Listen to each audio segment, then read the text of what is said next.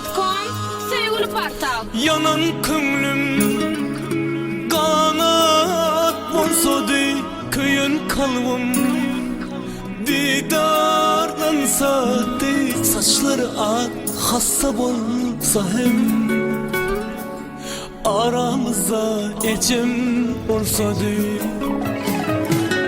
Yarın günüm kanat bolsady, yanan kalbim didarlaşsady. Saçları ak hassa bolsa hem aramızda ecem bolsady.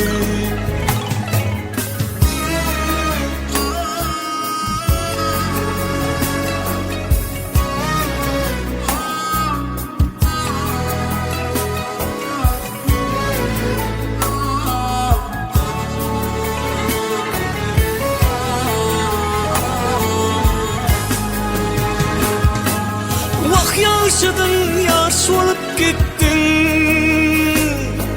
gözlerinde yaş koyup gittin. Yaşağı dey yakalap ayıttın,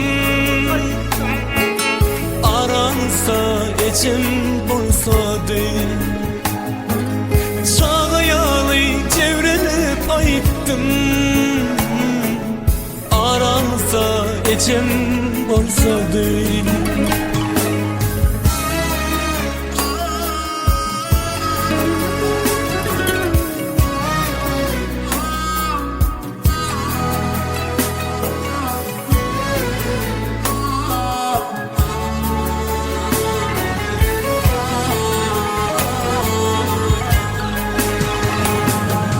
Gecesi varım gönlü aydamı,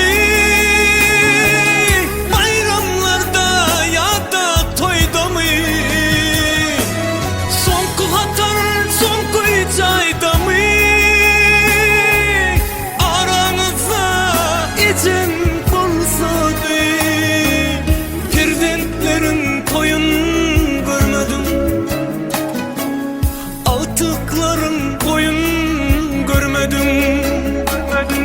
Hiç olmasa 40'a girmedin, aramıza ecem bolsady. Yarın günüm kanat bolsady, yanan kalbim didarlansady. Saçları ak hassa bolsa hem aramızda ecem bolsady. Saçları ak hassa bolsa hem aramızda ecem bolsady.